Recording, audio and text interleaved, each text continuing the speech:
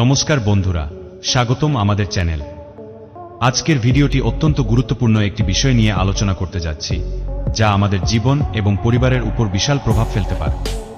আমরা সবাই চাই আমাদের পরিবার সুখী ও সমৃদ্ধশালী হোক, কিন্তু জ্যোতিষশাস্ত্র অনুযায়ী কিছু কাজ আছে যা স্নান না করে করলে তা আমাদের পরিবারকে চিরকাল দরিদ্র রাখতে পারে। চলুন সেই তিনটি কাজ কি এবং কেন তা আমাদের পরিবারে দারিদ্র্য নিয়ে আসে তা জানি। কাজ 1, রান্না করা।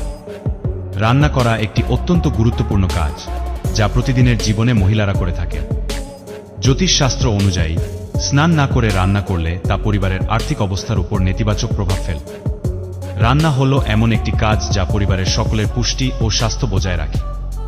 যদি রান্না করার আগে স্নান না করা হয় তাহলে তা পরিবারের জন্য শুভ নয় এবং অর্থনৈতিক স্থিতি হ্রাস করতে পারে। স্নানের মাধ্যমে শরীরের এবং মনের পরিচ্ছন্নতা বজায় থাকে, যা রান্নার সময় ইতিবাচক শক্তি প্রদান করে। কাজ 2, পূজা করা। পূজা করা মানে ঈশ্বরের প্রতি ভক্তি প্রকাশ করা এবং তার আশীর্বাদ প্রার্থনা করা। জ্যোতিষশাস্ত্র অনুযায়ী স্নান না করে পূজা করলে তা পরিবারের সুখ ও সমৃদ্ধি হ্রাস করতে পারে।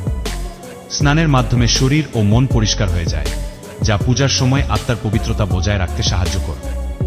স্নান না করে পূজা করলে ঈশ্বরের আশীর্বাদ না পাওয়ার সম্ভাবনা থাকে এবং পরিবারে দারিদ্র্য নেমে আসতে পারে।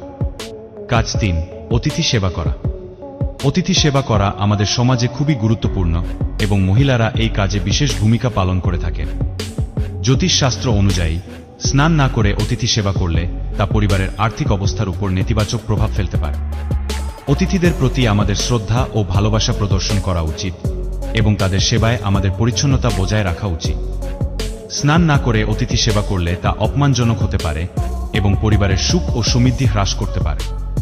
এই তিনটি কাজ স্নান না করে করলে তা পরিবারের আর্থিক অবস্থার উপর নেতিবাচক প্রভাব ফেলতে পারে বলে জ্যোতিষশাস্ত্র বলে। আমাদের জীবনে এই বিষয়গুলির গুরুত্ব বোঝা এবং সেগুলি মেনে চলা অত্যন্ত প্রয়োজনীয়।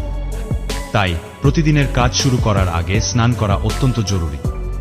এতে আমাদের শরীর ও মন পরিষ্কার থাকে এবং পরিবারের সুখ ও সমৃদ্ধি বজায় থাকে।